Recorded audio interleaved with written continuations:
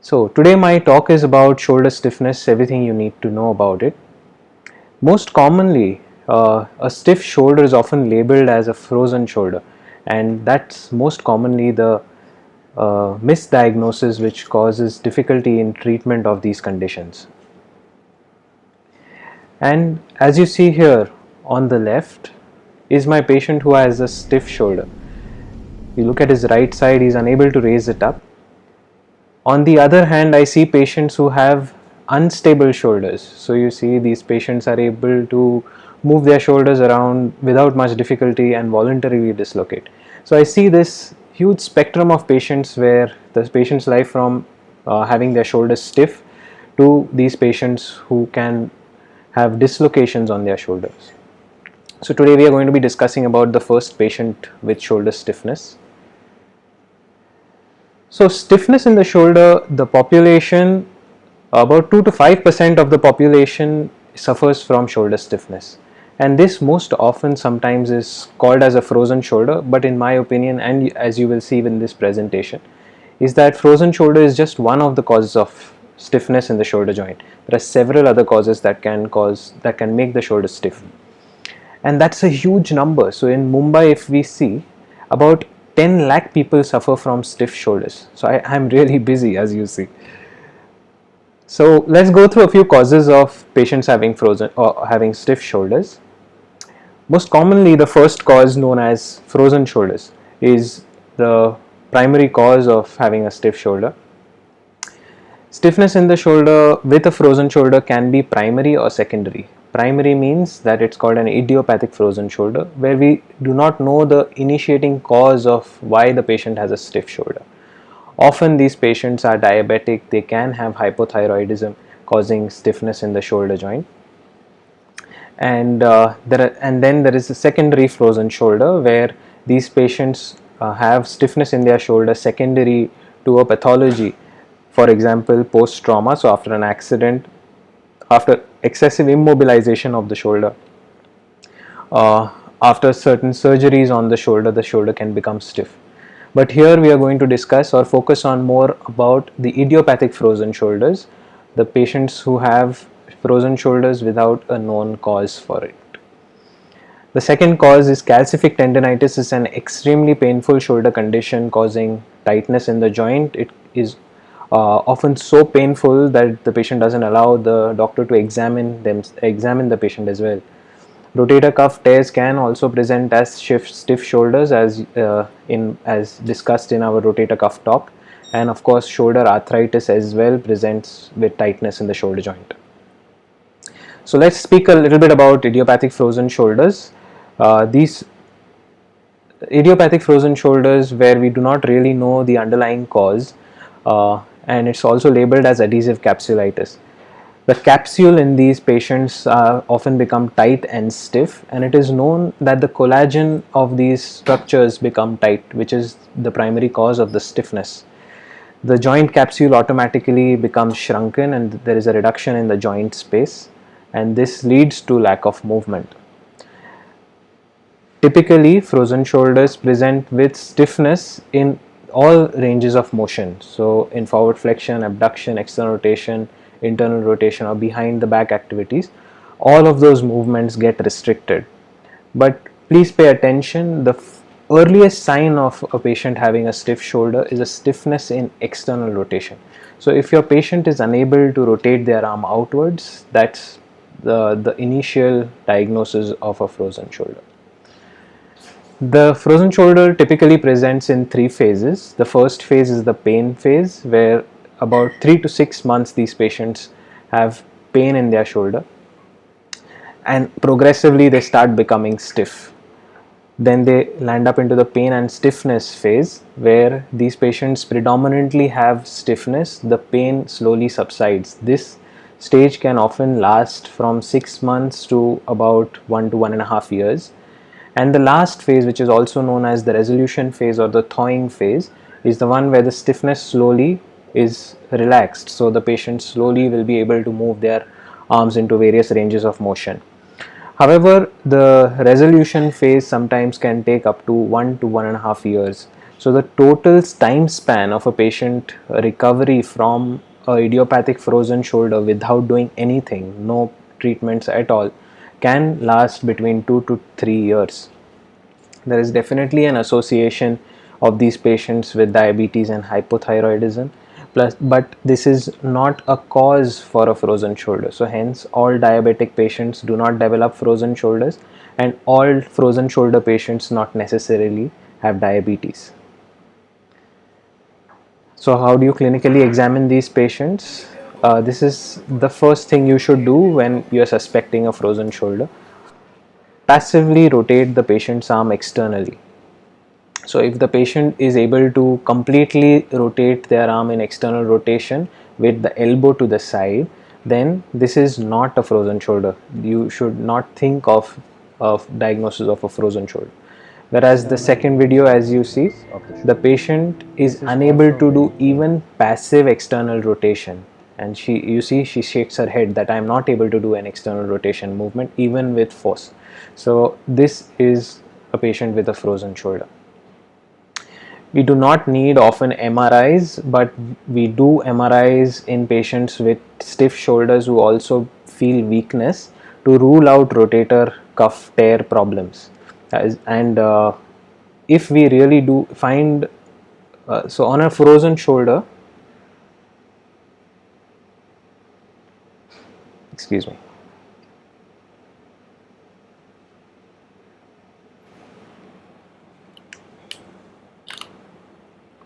So yes, sorry for the interruption.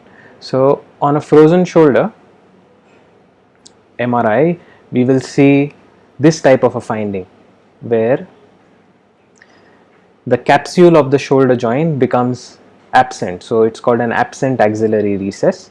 So if you see this type of a picture on MRI, you know that you have a confirmed patient of a frozen shoulder. And as you see in these patients, the rotator cuff tendon is normal. So the rotator cuff tendon you see over here is typically normal. There is no tear in these tendons. So how do we manage these patients? Primarily, a lot of these patients, because they have a long-standing history, most of us have a tendency of telling them that, just live with it, or most of the patients feel that they can live with this condition, and if they live with it long enough, it will go. And so that is called benign neglect. So they just neglect the condition. The most common pain medication to treat pain is NSAIDs. But however, as you know, that these patients do have diabetes, and we should not give them NSAIDs for too long because they can have kidney related problems. I personally prefer to use only paracetamols or tramadols if patients are very painful to control their pain. Steroid injection is often very commonly practiced for this condition to reduce the pain, and it's relatively effective, and of course physiotherapy to improve the range of motion. So how I do my steroid injections is I do it sonography guided. So I do a sonography of the shoulder.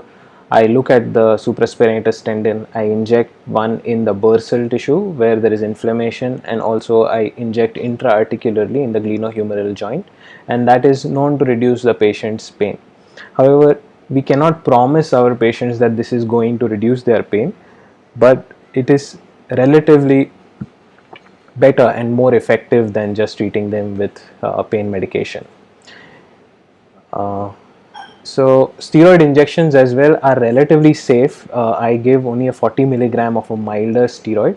They are relatively safe in diabetic patients as well. However, they should maintain good glycemic control, as we know that diabetic patients and steroid injections do raise their sugar levels a little bit.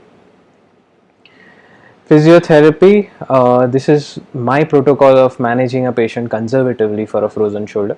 I usually ask them to get manual therapy or massages in the periscapular area, especially in the trapezius area, in the deltoid, in the biceps, because these patients do have tightness of their muscles. Secondarily, once the patient's pain is a little controlled, Then we start doing range of motion exercises, but passive. Try to tell your patients to do passive range of motion exercises. If they start doing active range of motion exercises, they may have more pain. And as you as physiotherapists know better than us surgeons, because you see these patients more often, and I'm sure your patients are quite painful in the ranges of motion once they come to you. So work on their ranges of motion slowly. Sleeper stretches are great to release the posterior capsule, especially to bring back internal rotation, as most of our ladies complain that they are unable to wear their clothes at the back and hook or unhook their bras. That's the most common and the most difficult daily activity that ladies experience with frozen shoulders. Then after these patients achieve a pain-free relative range of motion, only then do we start strengthening exercises. Initially, I ask them to start with isometrics to build up their rotator cuff strength, and then only move on to isotonics or rotator cuff strengthening exercises. As a general rule of thumb, I generally do not advise patients to do strengthening exercises in frozen shoulders. They tend to cause more pain to these patients. A good paper by Carrette et al. Says that steroid injections in combination with physiotherapy is a better way of managing the patient's pain in a frozen shoulder. So primarily reducing the patient's pain first and then putting them through physiotherapy. But what is the evidence to support conservative treatment currently? This is a large study and a large outcome study done over a long term for about 7 years, and here you can see that these patients, all of them had idiopathic frozen shoulders, all of them with an average 7-year follow-up, but still 50% of the patients still experienced either mild pain or shoulder stiffness or both, even at 7 years after conservatively managed. So these 50% of these patients are going to send the doctor or the physiotherapist to heaven, but 50% are really going to give you hell. So after all of that, if still we have only a 50% chance of getting these patients better, what is the next step for those 50% who do not get better? So initially manipulation was one of the management protocols to treat these patients. Manipulation is nothing but moving the patient's tight and stiff shoulder in the with the hypothesis or with the intention of releasing the adhesions within the capsule. So you will see a lot of these YouTube videos of patients being manipulated, and this lady has a painful shoulder on the left side. 1, 2, 3. And as you see, the moment he goes to manipulate that shoulder, the patient winces and cries in pain. So this is an extremely painful condition to do, painful treatment to do if you try to manipulate them without giving them any analgesics or pain medication. And hence the similar option of treatment was tried then by surgeons, and this was done under general anesthesia. So as you see here, that the surgeon is demonstrating that the patient has stiffness in external rotation and he forcefully manipulates the shoulder. So there you go, when the surgeon tried to do that, there was a nice pop. He forcefully has to rotate it in external rotation and forcefully in internal rotation and adduction. And by doing this, the surgeon demonstrates that the patient has good external rotation and he's free of his shoulder pain. However, again, what is the evidence to support this manipulation? So, manipulation has a 21% failure rate. So 21% of these patients who were manipulated has had some type of pain and problems in the forthcoming time. 10% of these patients required remanipulation. 2% had humeral head fractures and 2% experienced anterior shoulder dislocations. So as this is a large study of 100 patients done in 100 patients done to find out this, and from this study, Hamden said that they had these failure rates. So what is practice now? Now what I do in my practice is called arthroscopy and capsular release. So arthroscopy, why? Arthroscopy was devised to do the same thing under vision, to make it more safe, to reduce the patient's risk of fractures while doing manipulations, and it is more of a controlled release the of the capsule. So arthroscopy is a minimally invasive procedure. It is generally done under local anesthesia, so just brachial blocks. We go in through small incisions through the shoulder, and just two incisions, one at the back and one at the front, very small, just 1 centimeter, and we go in and release the capsule. Releasing the capsule almost immediately makes these patients free of their stiffness. So how is this done? This is done like so. So let me just explain to you the arthroscopic anatomy. This is the humeral head, this is the glenoid, and this is the anterior capsule. This anterior capsule, as you see, is completely red and inflamed, and this is the cause of the patient's pain, because these patients have this inflammation in the joint which is giving rise to their pain. So I come in with a laser instrument to release that anterior capsule. So as you see here, that we are releasing the anterior capsule, this release is done in the capsule in the rotator cuff interval. So which means that rotator cuff interval is the space between the subscapularis in the front and supraspinatus on top. So I am releasing only the capsule, and I am not damaging any of the muscles. I do a complete 360-degree release of the capsule, and that releases the patient's tightness.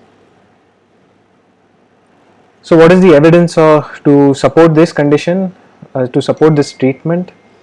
This is a long-term study done by Murrell, and I am extremely privileged to learn from George Murrell at Sydney, Australia. I did a 1.5 year long fellowship with him, and I am replicating what he does. And here, as you see, he has shown that the patient's pain levels over a 7-year period initially started with very severe pain, and after doing this capsular release, these patients' pain kept coming down and down and down, and these patients did much better in the progressive time. Even patients with frequency of pain that they complained dramatically and statistically significantly went down as compared to the pre-operative level. Now what about range of motion? Range of motion in all ranges, with forward flexion, external rotation, internal rotation, all of them significantly improve from the pre-operative level to near normal. And at 7 years, they have shown that these patients had their ranges of motion were equal to their non-operated side. So what is my experience? I am doing the same treatment, and here are few of my patients who have received this treatment and their results. Characterized by thickening of the capsule of the shoulder. This causes stiffness in shoulder movements. Sound of battery. The patients cannot raise their arm up, and especially they have difficulty in external rotation. This is also very painful. The best treatment for this condition today is shoulder arthroscopy and capsular release. This involves putting a laser instrument within the patient's shoulder and releasing the tight capsule. Immediately after the procedure, the patients have full movements. So day 1 after arthroscopy, as you see, these patients have complete movements and active complete movements. At 7 days, these patients have complete active movements in abduction and forward flexion.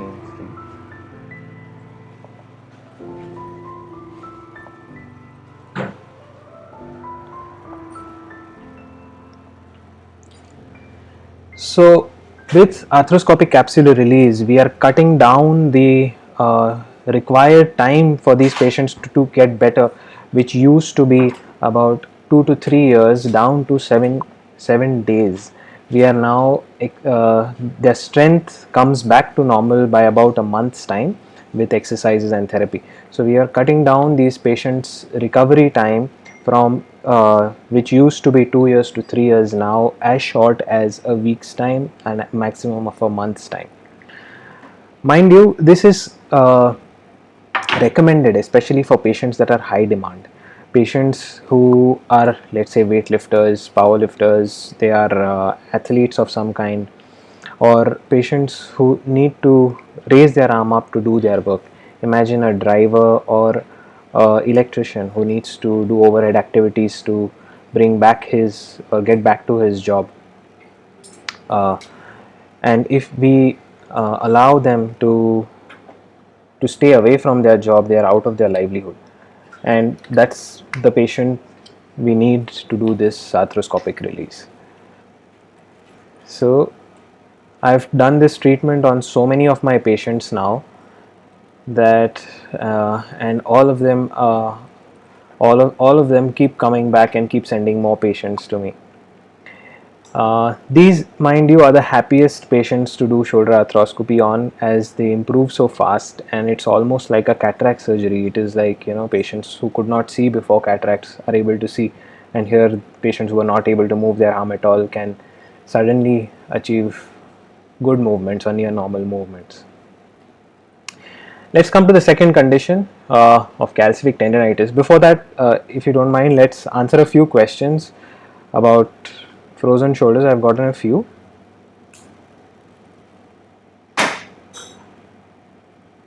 Yeah. Right. So Khadija has asked me about frozen shoulder patients when they choose steroid injections or manipulations with analgesic agent or physio. For how long should physio be given a fair chance? So it's completely dictated, Khadija, by what the patient wants and demands. So if the patient really wants to stick to conservative management, it can take up to 2 years for these patients to get better. And we need to tell these patients that it may take that much time. Some patients, of course, get better by 6 months to 1.5 years as well.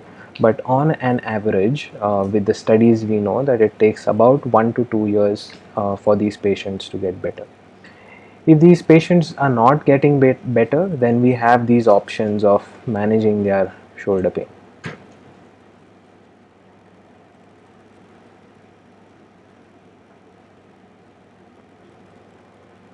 Right. So Suraj, both of those studies that I showed, both of them have followed up patients for 7 years time. So even the conservative study, the patients are followed up for 7 years time, whereas even the operative study with arthroscopy and manipulation was a 7-year follow-up study.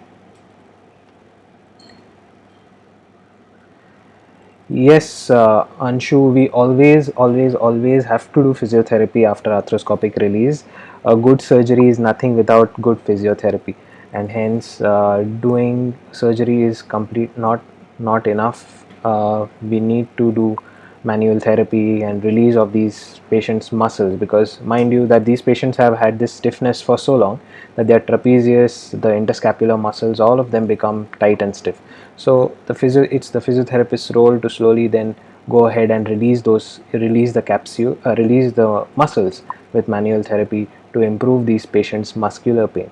And hence it does take about a month's time with physiotherapy to improve the patient's condition completely. Okay.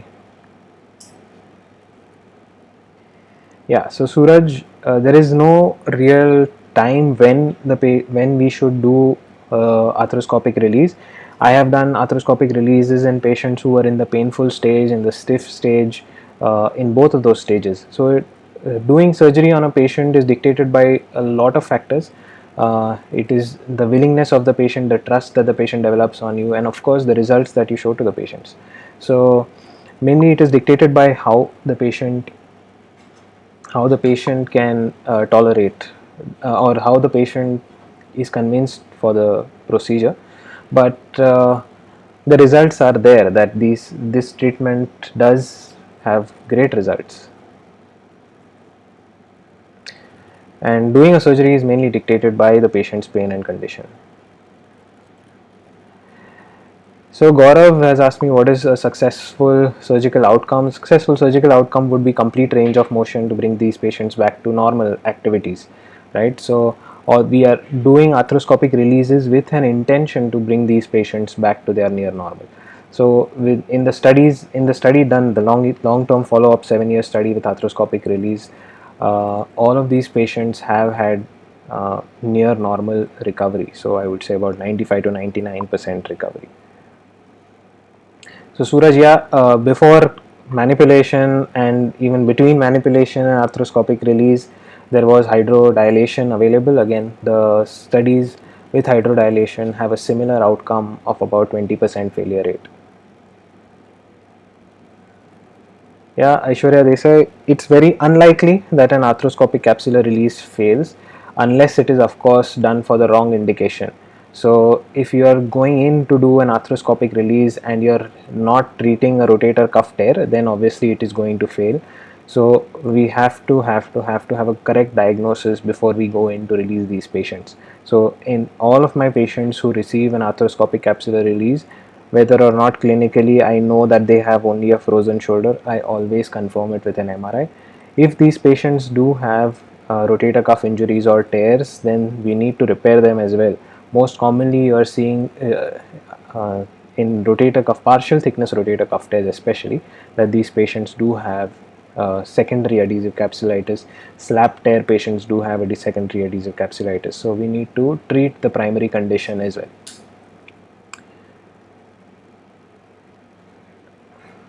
Okay. Yes, the shoulder can get bad after a steroid injection. Some patients do have an acute hypersensitivity reaction can happen with steroid injections, although rare. And most commonly, the hypersensitivity reactions are to local anesthetic that is used, which is lignocaine. And we always do a test dose before we inject these patients. Steroids and manipulation under analgesia.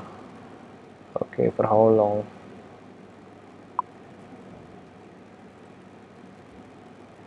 Yeah, so Khadija, if patients have an improvement in their ranges of motion, for 7 years we haven't found them that they have become stiff. That's the longest term study we have, and we keep following these patients up. So until 7 years, especially at least after arthroscopic release, we haven't seen a patient who's become stiff again.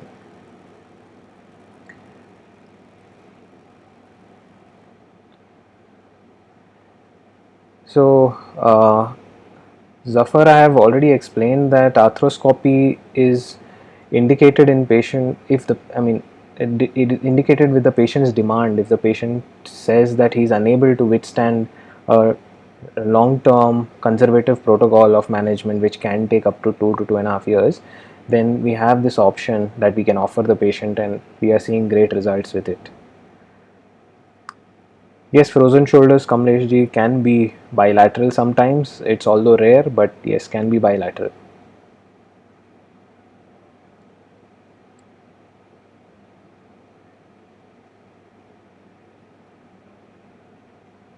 Right, Gaurav, valid question. I have yet to see a shoulder dislocation after a capsular release. But yeah, unlikely, it doesn't really happen. So differentiating between a frozen shoulder and a rotator cuff tear, very valid question.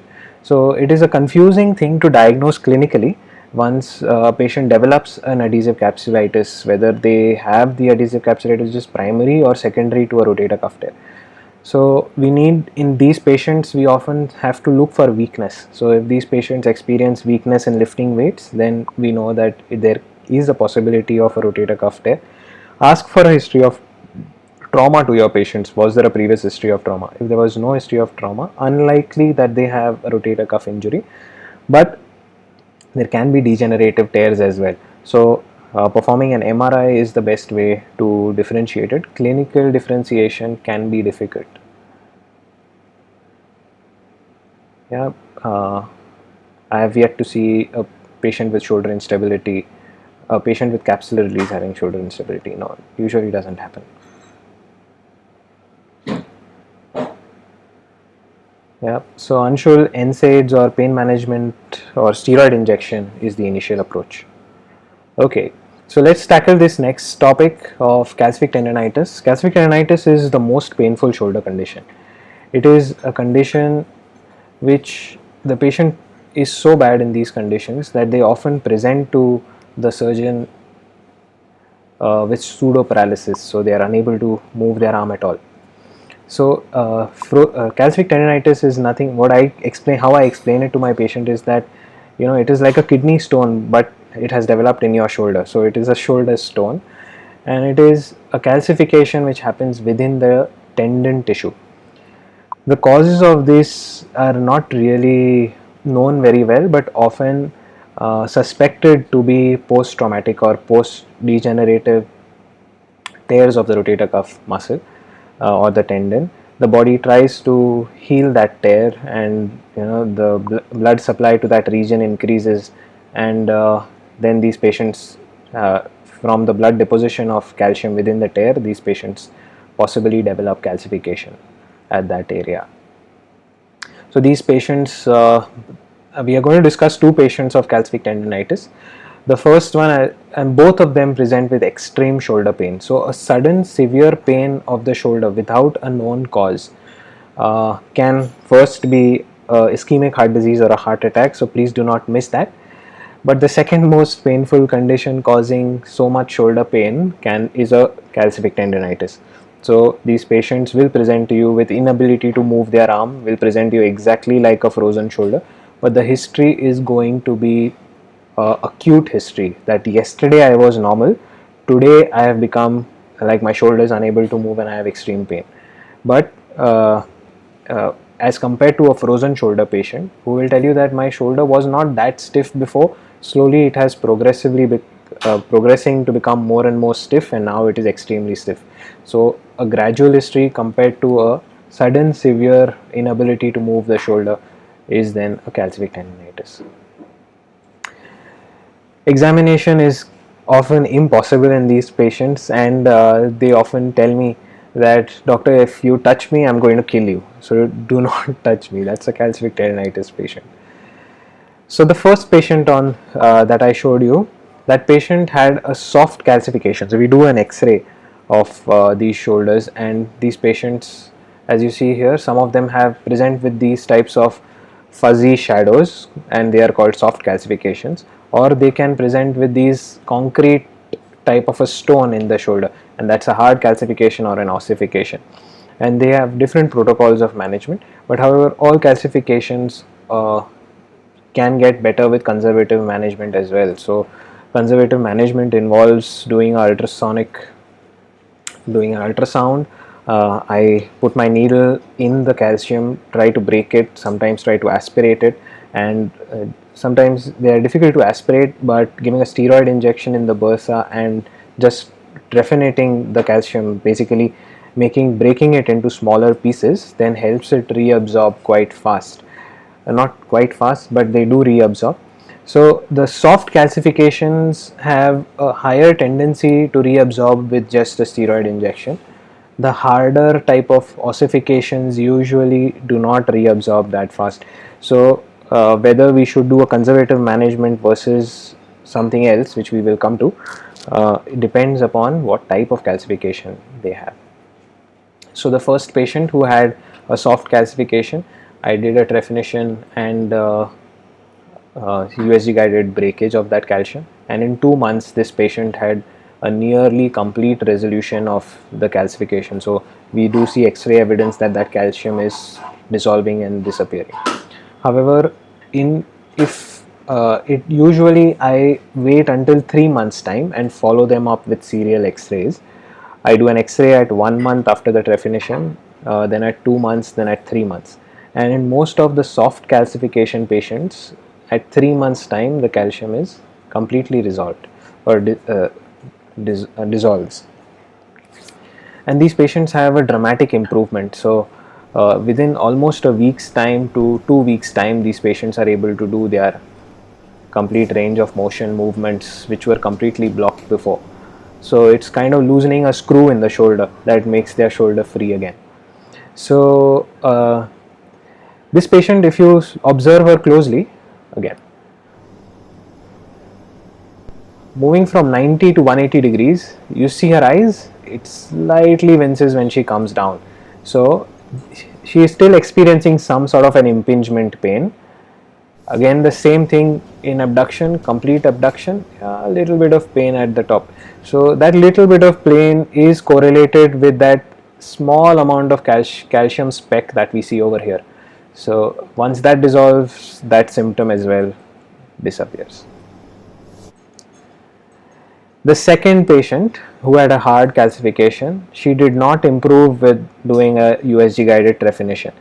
And we in these patients do an MRI to look for rotator cuff tears associated. So as you see here, there is this patient had a lot of bursal synovitis. This patient had a large calcification in the supraspinatus and in the anterior infraspinatus, and she also had a small rotator cuff tear there. We can see a little bit of a tear there, and we can see a little bit of a articular-sided tear there. So these patients, we have to do an arthroscopy who do not improve just with injections. So arthroscopically, first I locate these calcifications in C-arm guidance. So it's like an intraoperative X-ray. I put a needle and see where that calcification is, and this is my arthroscope, and that arthroscope locates or finds this calcification. I have to excise that calcification. So with special instruments we remove or excise that calcification, and you see this patient had such a lot of chunk of calcium. No wonder she was so painful.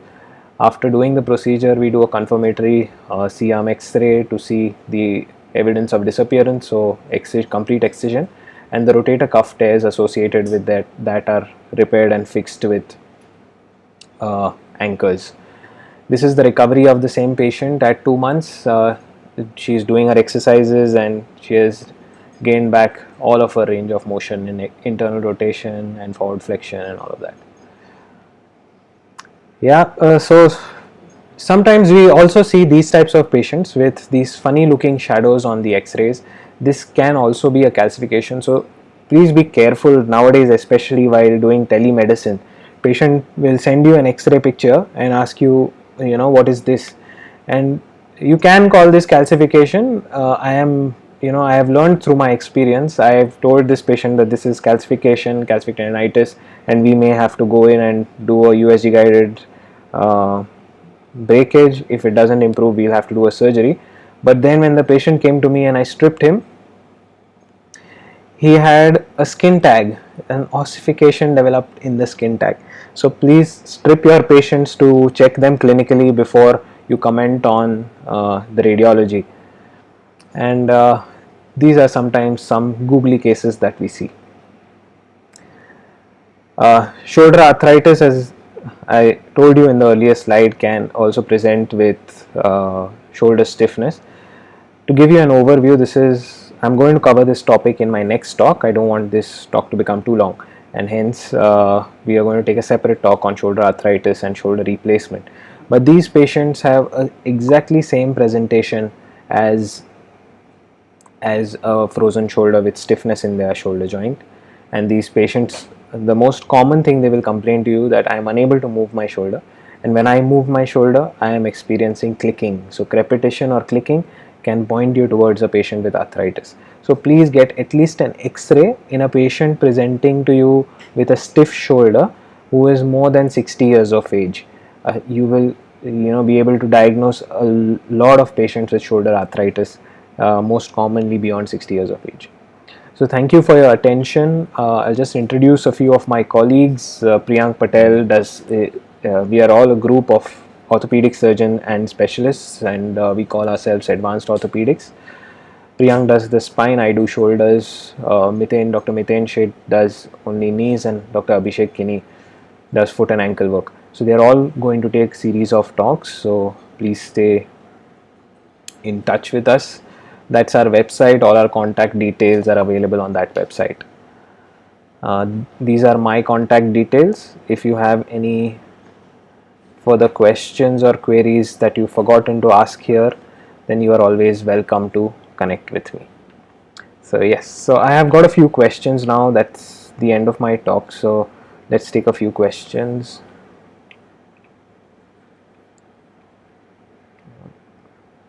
Okay. Right. So Dr. Sakpal, I have already covered this in my rotator cuff talk. I will be putting it on my channel.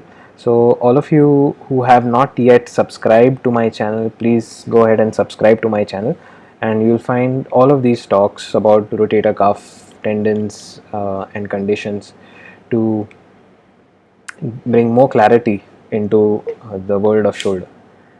So definition and barbotage, yes, Suraj is same. What would you do? Right. So Aishwarya, that's a very interesting question. Tendinitis is a complete different topic.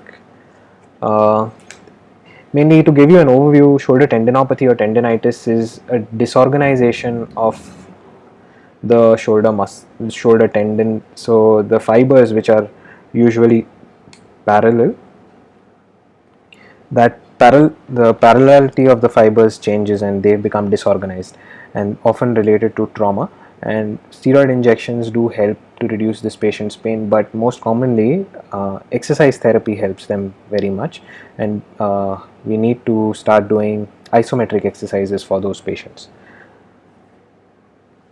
Right. Aishwarya, unfortunately no, that's a very common question that we get is taking excessive calcium related to having calcific tendinitis. In my experience, no, we still have to find that correlation. It's not really correlated.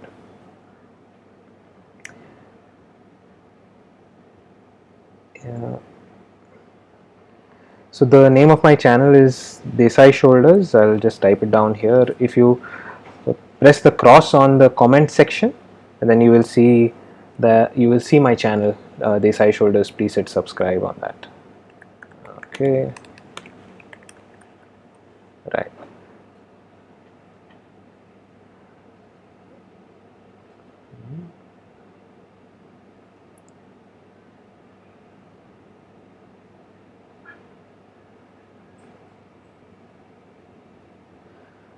Right. So very important question, Rupa madam. So side effects of steroid injections. So steroid injections, first of all, as I said, we often mix a local anesthetic with a steroid. So very rarely do we see a hyperacute reaction which can lead to anaphylaxis, and it's a reaction to the local anesthetic that can happen. So we always do a test dose of the local anesthetic before giving a steroid injection. On the other hand, steroid injections itself as a steroid is of three categories. So not a very strong steroid. Triamcinolone is a middle range, and dexamethasone is a long acting steroid. So depending upon the activity of the steroid, we do see an elevation in the blood sugar levels of patients. However, the sugar elevation